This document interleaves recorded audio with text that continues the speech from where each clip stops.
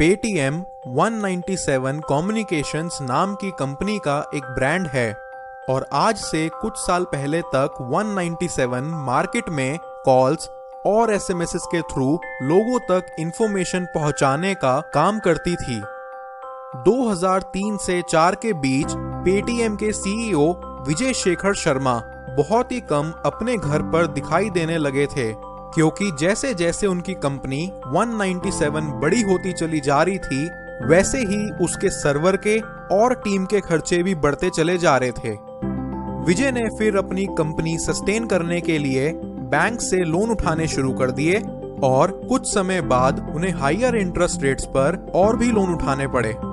उस समय जो भी पैसा 197 अर्न करती वो इंटरेस्ट पे करने में, रेंट पे करने में और एम्प्लॉयज की सैलरीज में ही निकल जाता था। विजय खुद के लिए इतने पैसे भी नहीं बचा पा रहे थे कि अपने घर का रेंट पे कर सकें, तो वो जानबूझ के रोज आधी रात को अपने घर में घुसते थे और सुबह सूरज उगने से पहले निकल भी लिया करते थे, ताकि उन्हें अपने लैंडलॉर्ड को फेस ना करना पड़े। उनके लैंडलॉर्ड एक मॉडरेटली रिच पर्सन थे और वो उन्हें बिठा के समझाया भी करते थे कि एटलीस्ट अपने रेंट के लिए तो पैसे बचा लिया करो बेटा। हर महीने के साथ विजय की फाइनेंशियल सिचुएशन बिगड़ती चली जा रही थी और फिर एक टाइम ऐसा आया जब उनके पास खाने के लिए पैसे नहीं बचे थे। सो वो कभी कभार अपने फ्रेंड्स के घर चले जाया करते थे ताकि वहां उन्हें एटलीस्ट कुछ खाने पीने को मिल सके। दिल्ली के मूलचंद हॉस्पिटल के पास आधी रात को एक पराठे वाला बैठता था जो सबसे कम दाम पर खाना देता था।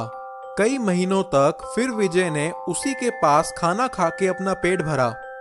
विजय ने फिर पार्ट टाइम कई छोटी मोटी कंपनीज में कंसल्टेंसी और ट्रेनिंग देना शुरू कर दिया था। उनको ज्यादा से ज्यादा एक दिन ट्रेनिंग देने के 1000 रुपए मिल जाया करते थे।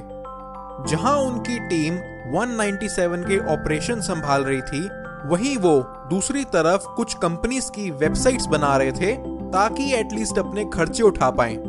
एक दिन किसी कंपनी को कंसल्टेंसी देते समय विजय की मुलाकात पीयूष अग्रवाल से हुई, जिसको अपनी कंपनी के सॉफ्टवेयर में विजय की हेल्प चाहिए थी।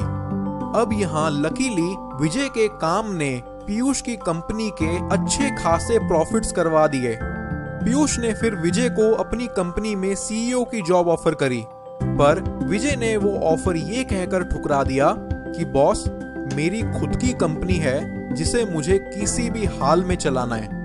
इन सब चक्रों में विजय के घर से उसकी शादी के लिए बहुत प्रेशर आने लगा। वो लिटरली विजय को फोर्स कर रहे थे कि वो अपनी कंपनी बंद करे और एक डिसेंट सी जॉब उठा ले। अपने घर वालों को निराश देख के विजय की आंख में आंसू आ गए। विजय ने फिर एक बीच का रास्ता निकाला और उसने पीयूष को अप्रोच करा और कहा कि मैं डेली आधा दिन तुम्हारी कंपनी संभालूंगा और आधा दिन मुझे अपनी कंपनी संभालने के लिए चाहिए और इसके मैं 30,000 पर मंथ सैलरी लूंगा। पीयूष को इससे सस्ते में इतना अच्छा सीईओ और कहीं नहीं मिल सकता था, तो वो खुशी खुशी मान गया और इनफैक्ट उसने अपने ऑफिस में ही अरेंजमेंट्स करके विजय का ऑफिस भी वहां सेट करवा दिया ताकि वो दोनों कंपनीज को इक्वली टाइम डिवोट कर सके। फिर एक दिन पीयूष ने विजय के साथ बैठ के उसकी कंपनी और उसके काम को समझा कि वो कैसे कॉल्स और टेक्स्ट के जरिए लोगों तक अपना कंटेंट पहुंचाते थे। तब तक विजय की कंपनी भी थोड़ी स्टेबल हो चुकी थी और फिर विजय ने पीयूष से 8 लाख रुपए उधार मांगे अपना बैंक लोन चुकाने के लिए, बट पीयूष ने उसे लोन ना देके वो 8 लाख विजय की कंपनी में इन्वेस्ट कर दिए और 197 की 40% ओनरशिप खरीद ली। फिर कुछ समय बाद 197 कम्युनिकेशंस ने पेटीएम लॉन्च करा, पे थ्रू मोबाइल सिस्टम, और विजय के हालात बदलने में फिर ज्यादा देर नहीं लगी। कुछ समय पहले ही पीयूष ने अपने पेटीएम के शेयर्स 87 करोड़ में निकाल दिए थे और आज रतन टाटा और अलीबाबा के फाउंडर जैक मा जैसे लोग पेटीएम के इन्वेस्टर्स हैं। आज की डेट में विजय ने पीयूष की ऑफिस की वो पूरी बिल्डिंग ही खरीद रखी है पेटीएम को ऑपरेट करने के